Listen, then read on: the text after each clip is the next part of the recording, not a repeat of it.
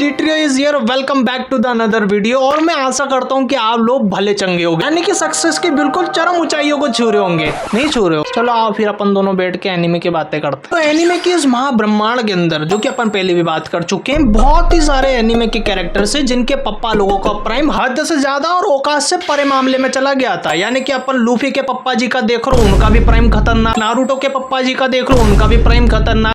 इचिको के पप्पा जी का देखो, उनका भी प्राइम बहुत ही जोरदार। लेकिन एक और एनीमे कैरेक्टर है जिसके पप्पा जी का प्राइम भी बहुत खतरनाक था। मैं बात कर रहा हूँ यूजिरो के पप्पा जी, यानी कि the god, the undisputed, the beast incarnate, the conquerors, multiversal heavyweight champion Yuichiro Hanma ji की। और इनके जवानी के किस्से भी उतने ज्यादा खतरनाक है जितने की अल्फा मूवी है, बहुत ही खतरनाक है। देखो, अगर अपन यूइचिरो हनुमा जी की बात करें तो उनके बारे में बात करने के लिए कुछ है ही नहीं, क्योंकि इनके बारे में बहुत ही कम मात्रा में बताया गया है। लेकिन फिर भी इस आदमी के इतने खतरनाक वाले हिस्टोरिकल इवेंट्स हैं जिनके बारे में अपन आगे बात करते हैं। देखो, अगर अपन बात करें यूइचिरो हनुमा जी की, तो भैया उन्हें बाकी सीरीज के अंदर एक स्पिरिट फॉर्म के अंदर पहली बार दिखाया गया था, जिसे देख के यूइचिरो की तो फटी पड़ गई थी, टोकुगावा की भी फट गई। जिसके बाद उसने यूइचिरो हनुमा के बारे में बताना चालू करा था, जिसके बारे में टोकुगावा ये बताता है कि भैया वर्ल्ड वॉर 2 के समय पे ओकिनावा नाम के एक छोटे से 12 किलोमीटर के आइलैंड के ऊपर यूएस मिलिट्री लगातार 1000 टन से ज्यादा का एम्यूनिशन कर चुकी थी। यानी कि गोला बारूद बम उनने कुछ भी नहीं छोड़ा था, और उस आइलैंड को पूरी तरीके से राख कर दिया गया था। यानी वो आइलैंड धधकने लग गया था एम्यूनिशन के कारण। और जब ये पूछा जाता कि ये सारा का सारा किसके लिए किया जा रहा है, तो यूइचिरो हनुमा के लिए किया जा रहा था, उस सिंगल बंदे को मारने के लिए। तब भी वो उसको नहीं मार पाए थे। इतने सारे बम बारूद गिराने के बाद यूएस मिलिट्री ने एक सोल्जर्स की ट्रूप को आइलैंड पे भेजा कि जाओ बेटा देख के आओ कि भैया क्या मामला है वहां पर। और वो जैसे ही जाते, तो यूएस मिलिट्री के एक बंदे को दिखता है कि यूइचिरो हनुमा एक मिलिट्री के सोल्जर को बहुत ही बर्बादता से मार के लेके आया और उसकी लाश उसके हाथ में। जिसे देखते ही सोल्जर डर जाते और तुरंत उसके ऊपर गोली बरसाने की कोशिश करते। लेकिन यूइचिरो हनुमा उस मरे हुए सोल्जर को इतनी तेजी से उनके ऊपर फेंकता है जैसे कि वो ह्यूमन बुलेट फेंक रहा उनके ऊपर। और यूइचिरो हनुमा की सबसे खतरनाक वाली टेक्निक थी ड्रेस, जिसके अंदर वो आदमियों को नान चाकू की तरह घुमा घुमा के दूसरे आदमियों को पेलता था। ऐसा करके उसने यूएस मिलिट्री के सारे सोल्जर्स को मौत के घाट उतार दिया था। फिर इसके बाद क्या था, फिर यूएस मिलिट्री ने लगातार उस आइलैंड के ऊपर आसमान से, पानी से तार बॉम्बिंग करते रहे। फिर एक बार सोल्जर्स को भेज दिया और फिर यूइचिरो हनुमा ने उनको पेल दिया। ऐसा भैया 2-3 बार होता रहा। और फिर ये सारी की सारी बातें यूएस मिलिट्री के मेजर जनरल जेम्स को पता लगती है, और वो उन सोल्जर्स को कहते हैं कि क्या कर रहे हो यार, साले तुमने मरीन्स की नाक कटा के रखी हुई है, तुम एक सिंगल आदमी को नहीं मार पा रहे हो। और ये बात इतनी ज्यादा आगे बढ़ जाती है कि मेजर जनरल जेम्स भैया आइलैंड को न्यूक करने की बात कर देता है। लेकिन 38 दिन बाद वॉर खत्म हो जाती है, जिसके कारण उस आइलैंड को न्यूक नहीं करा। और सिट ये भी अपन को पता नहीं लग पाया कि यूइचिरो हनुमा उस चीज को झेल पाता कि नहीं झेल पाता। और अगर तुम लोग सोच रहे हो कि भैया खेल यहीं पे खत्म हो गया, तो खेल अभी खत्म नहीं हुआ, क्योंकि भैया यूइचिरो हनुमा को तो यूएस मिलिट्री ने छोड़ दिया है। लेकिन क्या यूइचिरो हनुमा अब यूएस मिलिट्री को छोड़ेगा? बिल्कुल नहीं छोड़ेगा। और एक दिन सारे के सारे सोल्जर्स आके ये देखते भैया मेजर जनरल जेम्स को किसी ने बहुत ही बर्बरता से शिप के अंदर खड़ा गाड़ दिया। इसके बाद उनकी टिकट कट चुकी है। और इस सीन को देख के सारे सोल्जर्स भयंकर वाले डर गए में। और बेचारों की किस्मत इतनी गंदी कि बेचारे ये चीज को वो भूलना चाहते, तभी वो दानव यूइचिरो हनुमा उनके सामने आ जाता है। ये सारे के सारे 2000 लोग होते उस शिप के ऊपर। और यूइचिरो को देख के उन सोल्जर्स को ऐसा लगने लग जाता है कि भैया ये तो ऐसी फाइट हो गई जैसे बच्चों के सामने एक ट्रेंड एमएमए फाइटर को छोड़ दिया, हम तो बच ही नहीं सकते। तो ये बेचारे क्या करते, बेचारे पानी में कूद जाते अपने जान बचाने के लिए। और इस तरह यूएस मिलिट्री को यूइचिरो हनुमा ने डिफीट कर दिया था। और यूइचिरो अपन को दूसरी बार दिखाई दिया था बाकी गाइडेन किंजी के एक टूर्नामेंट फाइट के अंदर, जिसके अंदर वो रिकी कोजान नाम के एक फाइटर से लड़ाई कर रहा होता है, वो भी पैसे के चक्कर में, क्योंकि हारने के पैसे भी इसने दिए होते हैं कि भैया यूइचिरो तो हार जाना। और यूइचिरो भी मान जाता है। और इस फाइट को अपना डोपो उरुची भी देख रहा होता है, क्योंकि उसी के तो स्पिन ऑफ है। तो भैया वो ये देखता है कि यूइचिरो हनुमा उसके अटैक्स को ब्लॉक तक नहीं कर रहा है। यानी रिकी कोजान के अटैक इतने ज्यादा कमजोर है, यूइचिरो के ब्लॉक करने लायक भी नहीं थे, इसलिए उसने ब्लॉक ही नहीं करे थे और वो मैच हार गया था जानबूझ के। और फाइट खत्म होने के बाद डोपो उरुची यूइचिरो हनुमा को कन्फ्रंट करता है कि कितने मरियल से फाइटर से तू लड़ाई कर रहा है, तेरे स्ट्रेंथ के सामने वो आदमी चींटी के बराबर भी नहीं था, तो भी तू क्यों हार गया। डोपो उरुची बहुत ही भयंकर वाला ज्ञान बांटने लग जाता है, जिसके कारण यूइचिरो का आ जाता है गुस्सा और वो डोपो उरुची की कॉलर पकड़ लेता है। जैसे ही वो कॉलर पकड़ता है, डोपो उरुची यूइचिरो हनुमा के जॉ के ऊपर बहुत ही खतरनाक वाली लात मारता है, जिससे कि कहते हैं कि उसका जबड़ा टूट गया। और मैं उसी डोपो उरुची की बात कर रहा हूँ जिससे कि यूजिरो हनुमा पटक पटक के मारता है। तो भैया जो यूजिरो हनुमा वर्सेस यूइचिरो हनुमा करते रहते हैं, उनको तो उनका जवाब मिल गया। और मुझे पता कि अब तुम ये बोलोगे कि भैया उसने तो उसकी स्ट्रेंथ चेक करने के लिए वो लात खाई, तो वो बात भी ठीक है। भैया आज की वीडियो के लिए सिर्फ इतना ही, मैंने बहुत ज्यादा ज्ञान बांट दिया और तुमको थोड़े से रेस्ट की जरूरत पड़ेगी, इसलिए अपन अगली वीडियो में मिलेंगे। अगर वीडियो अच्छी लगी हो तो वीडियो को लाइक कर देना और बचा कुछ समय मिले तो सब्सक्राइब भी कर लेना। मिलते हैं नेक्स्ट वीडियो के अंदर, तब तक के लिए बाय।